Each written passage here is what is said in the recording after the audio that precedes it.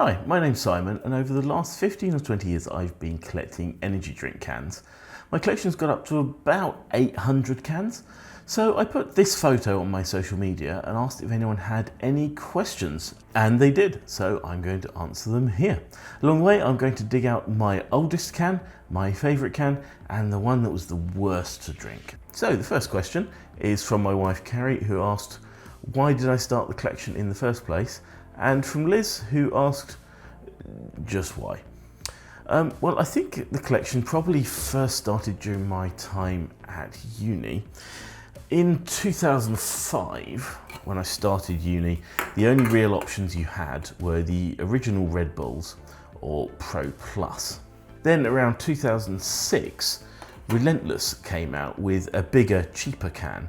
And I think that's when I first really started paying attention to energy drinks, because I wasn't going to pay the high price for Red Bull when I was at uni. Then during my year in industry, I think I ended up with a shelf largely filled up with these Red Bull cans, or possibly the supermarket own brands, just because they made a sort of pretty pattern.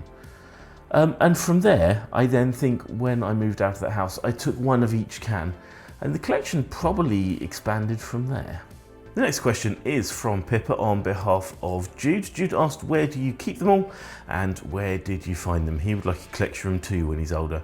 I just find them at supermarkets, corner shops, convenience stores. I don't go to import stores looking for them. I did a little while back, and any I bought then I've kept, but I no longer go to import stores specifically to find them, just because I have to put boundaries somewhere on the collection. If I can buy imported cans in a convenience store, in a corner shop, then I will, but I won't go out specifically seeking for them. I also don't go online looking specifically for cans.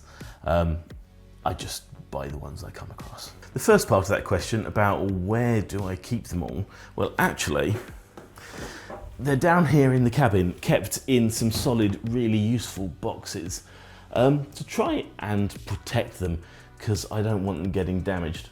I would love to have some nice wall display units for them, but it turns out that shallow wall display units, so that I'm not double stacking them so you can see them all, are surprisingly expensive.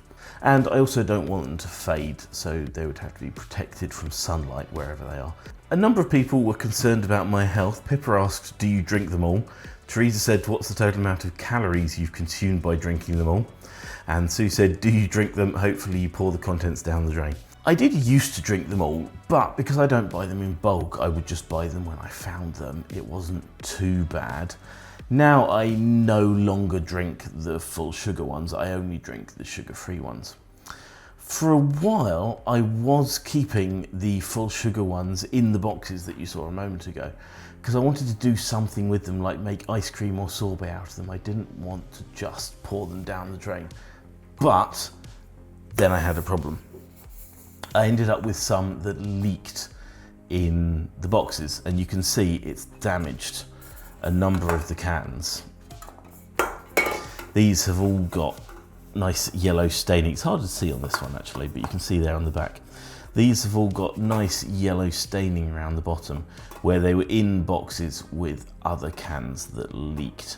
So I no longer keep them full.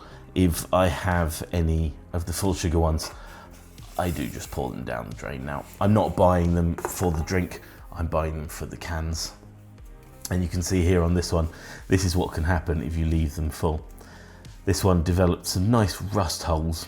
I think probably where that happened is from them being stored in the boxes, and as I moved around, walked past the boxes, they probably just rubbed lightly against each other until something just rusted through. So this one may well have been the one that damaged these, but I had at least 2 leaks in 2 different boxes over time. So now I no longer keep them full. I just pour away the full sugar ones and drink the sugar-free ones. There are actually a few that I do keep full. One is this massive 1 litre can of Monster here. I keep this full just because the weight of it is part of the sort of appeal of this one when you show it to people.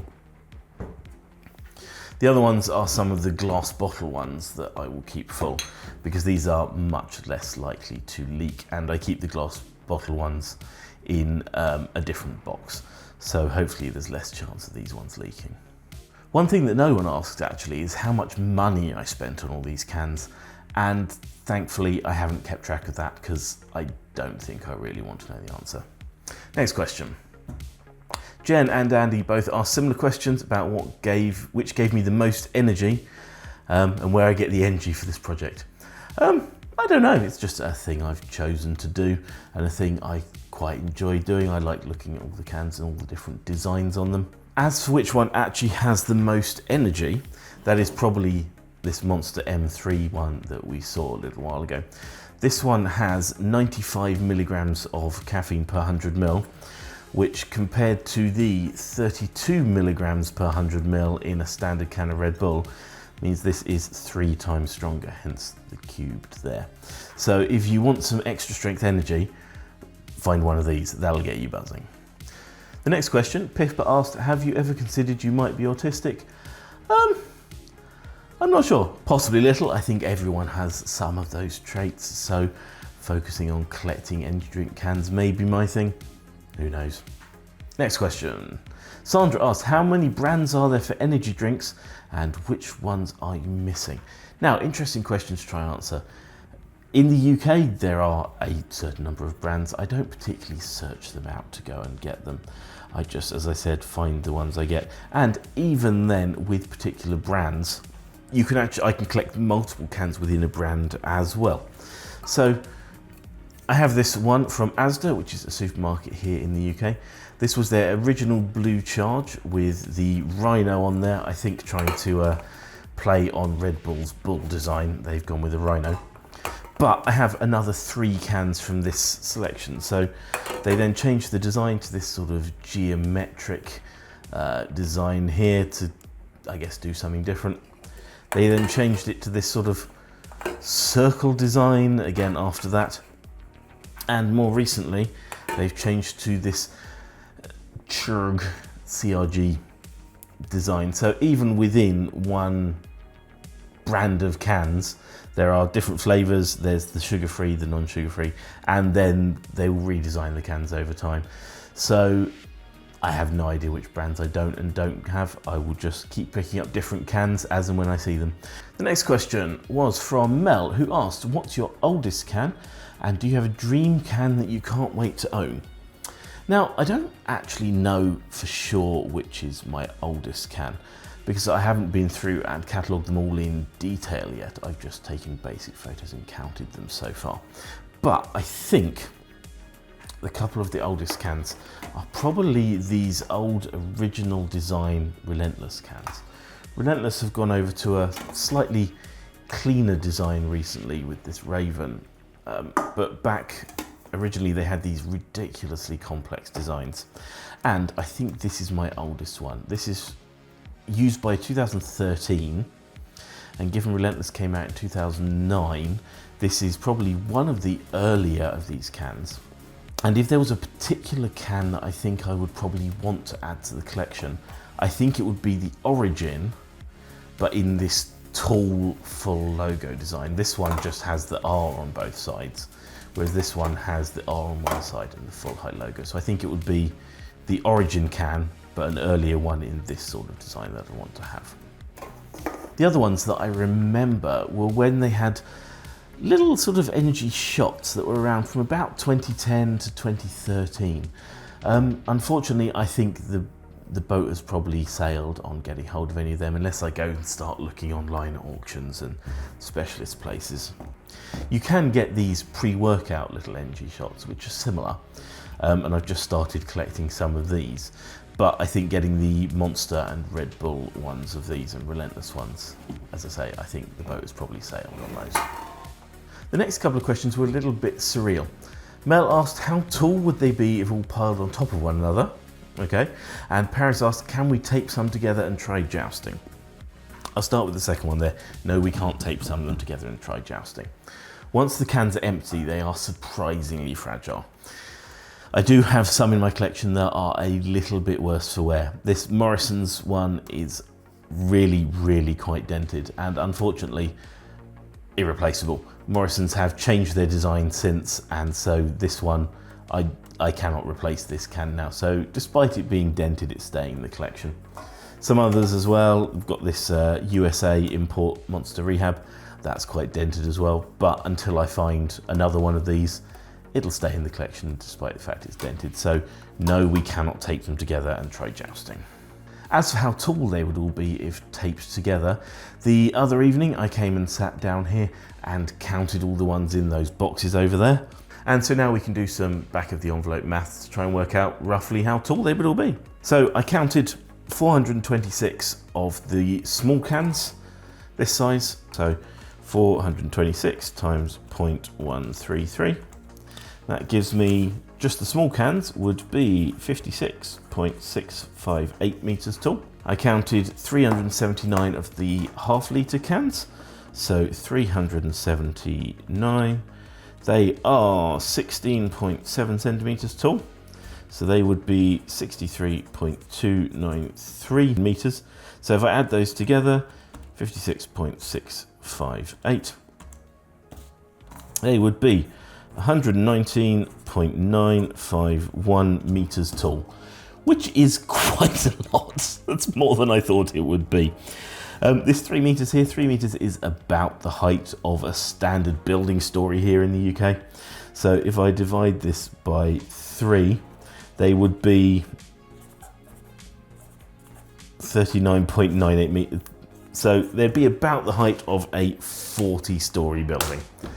That is ridiculous.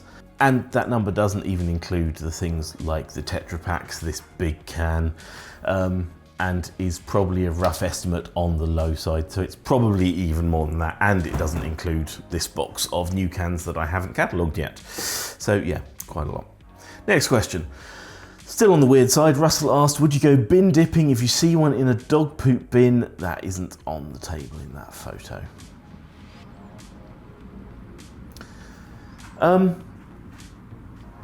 Probably not. As mentioned, they're quite fragile once they're empty. So unless it was one I really wanted and it was perfectly clean, I don't think so. I sometimes see some on the side of the road and think about picking them up, but yeah, they're going to be damaged. They're going to be scratched and scraped. So no, not really.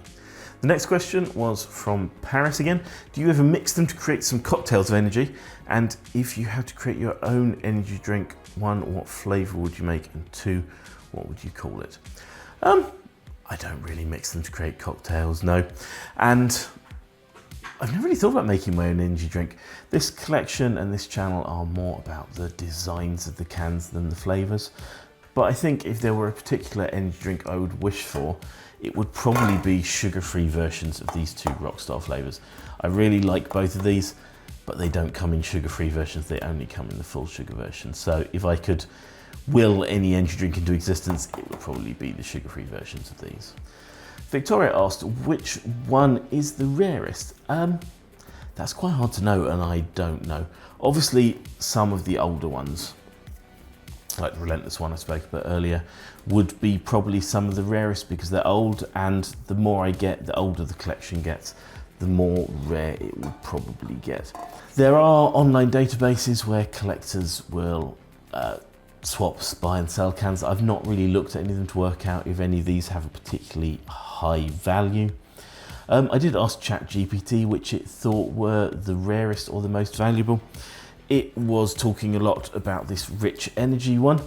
Apparently this sprang up and then got involved in a bit of Formula One controversy and then went away again and then came back again. So that might be a sort of interesting one if that's one of the early cans.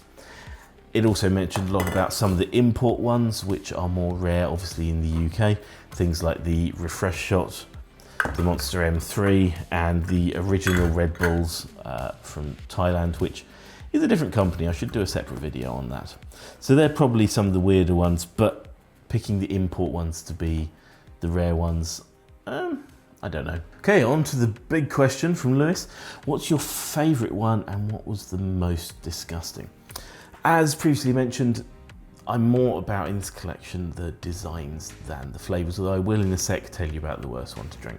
The worst design, I don't think any of them are terrible designs, but some of them are a bit more utilitarian and functional than others. I mean, this one is, I mean, it does what it says on the tin. It's not pretty, but it also only costs 35 pence. So, you know, not amazing, but not absolutely terrible. As for which one was the worst to drink, I don't even have to think about that. I wish I had been filming myself when I took a swig of this drink. I still remember it now, and if I had to describe the flavour, I think I would say it tasted like watered down washing up liquid or dish soap. It's this one. A Myprotein lemon and lime flavour energy. I've tried looking online for details about this from Myprotein, and they deny its existence. And based on what the flavour of it was, I'm not surprised. When I tasted it, I had to do that thing of getting Kerry to come into the room and taste it as well, so we could share the disgust of the moment with each other. I got this one in B&M, which is a store in the UK that I think buys up things cheap that they can then sell on. So I wonder if this was a failed prototype where they'd produced some of them and then decided the flavour was not great, so they sold them off cheap to B&M. I don't know, but I can't find anything from Myprotein about this, and probably with very good reason. It was absolutely disgusting. As for my favourite can design-wise, I've mentioned this in some of the other videos on this channel, and it's not a particularly inspiring one, but it's this Monster Energy Absolute Zero one. I just absolutely love the detail on this. I love the range of colours, the fact it fades from these deep purples and grey and blacks down here. It then works its way up to these light colours in the middle, all sorts of different shades of blue, and then back up to the purple at the top here. It's a really, really nice can to look at. If I had to put one on display, I think it would be this one, possibly along with some of the sort of similar in design Rehab cans. I think I still choose this one to be my favourite, even though they're similar. I don't know what it is. I just love that detail of all those different shades of purple and blue in there. It's just a really nice can. Not spectacular, but just really nice. One last question was from Thomas, who said, not so much a question, I think a top 10 would be interesting. I agree, Thomas. So click here to see my top favourite cans.